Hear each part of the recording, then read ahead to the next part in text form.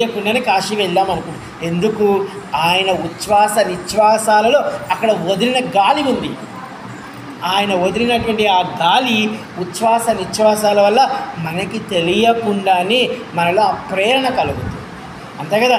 ఎక్కడో ఎవరో వండుతూ ఉన్నారు, లడ్డూలు పాకం పడుతున్నారు, అర్థమవుతుందా? మనకి తెలియకుండానే ఆ వాసన వస్తుందా లేదా? మనం ఆ వాసన పట్టి మనము అబ్బా లడ్డు బాగుంది తిందామంటాం కదా, అలా అనమాట. మరియు ఉన్నవారి ఆశను బట్టి, కోరికను బట్టి ఆ స్థలము ఎదుగుదల అవుతుంది. అలాగే కొన్ని వేల యుగముల నుంచి, చూడండి దానికి ఉదాహరణ చెప్తున్నాడు, కొన్ని వేల యుగముల నుంచి బృందాదేవి మధురలో కృష్ణుడి కోసం ఎదురు చూస్తూ ఉంటుంది. అంటే మనకి సప్త మోక్షపురాలలో ఒక పురమైనటువంటి ఈ మధుర ఉంది కదా, ఈ మధుర ఏం చెప్పారంటే, మధురలో మీరు ఉన్నారంటే జ్ఞాన వైరాగ్యమైనటువంటి జ్ఞానం వస్తుంది. అంటే మనం తపస్సు చేసుకోవాలి, తపశ్శక్తిని పొందాలి అంటే మధుర బృందావనంలో కానీ ఉన్నట్లయితే కృష్ణుడు మనకు అది ఇస్తాడంట. అందుకేదో కృష్ణుడు జగద్గురు అయ్యాడు.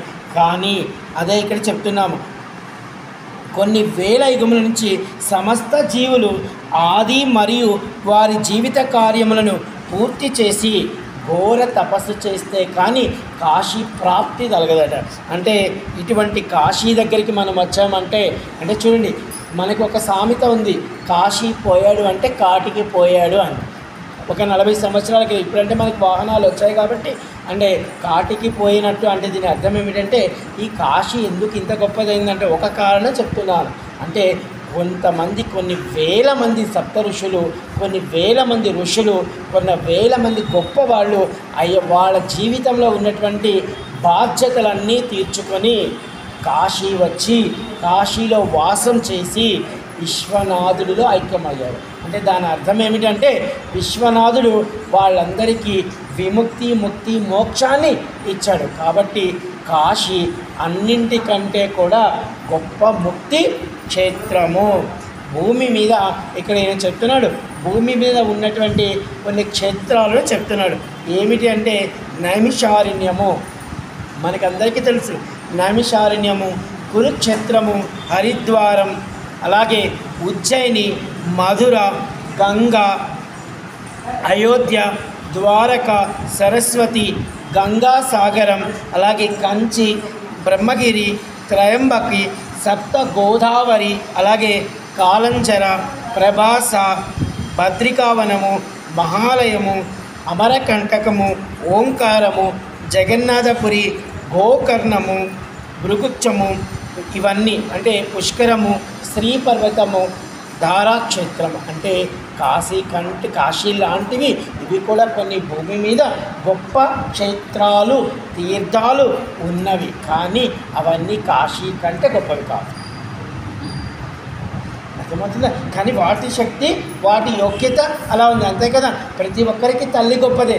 అలా అని మా తల్లి గొప్పది, మీ తల్లి గొప్పది అనడానికి లేదు. ఎవరి తల్లి వాళ్ళకి గొప్పదే. కానీ అందరి తల్లుల కన్నా ఎవరి తల్లి గొప్పది? అన్నపూర్ణమ్మ గొప్పది. సమస్త విశ్వానికి అన్నం పెట్టి పోషిస్తుంది. అంటే తల్లికి తల్లి ఆమె గొప్పది.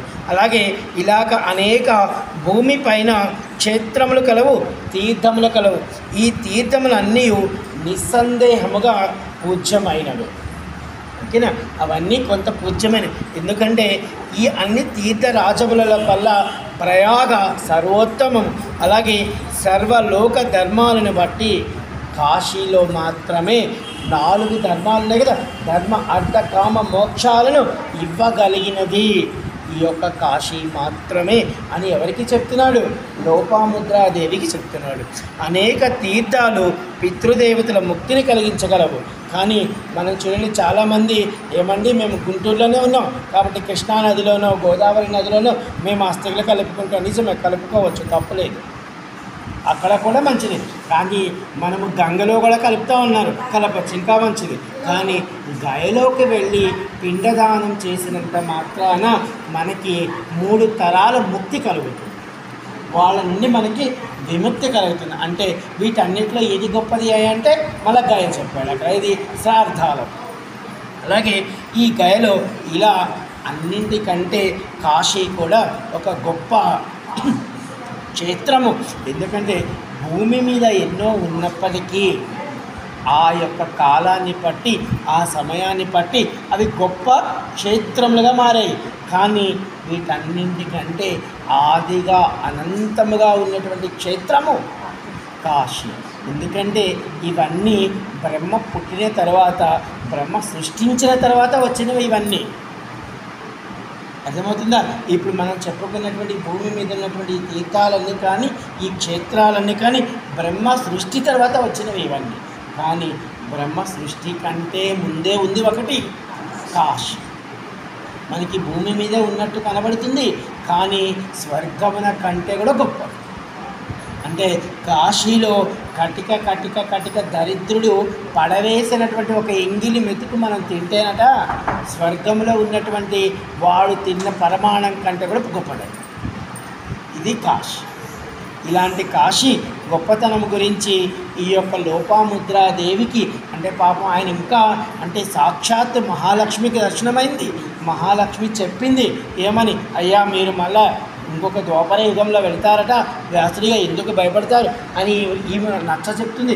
అంతా చెప్తున్నప్పటికీ కూడా ఆయన కాశీ ఎందు ఉన్నటువంటి ప్రేమను మళ్ళా ఆవిడికి వర్ణిస్తున్నాడు.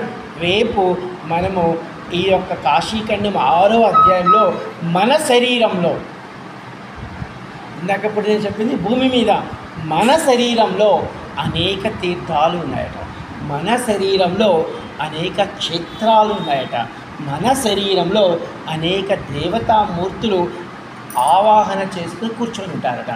అంటే ఇప్పుడు నేను ఇందాక చెప్పాను, పోను పోను మనమే కాశీ అయిపోవచ్చు.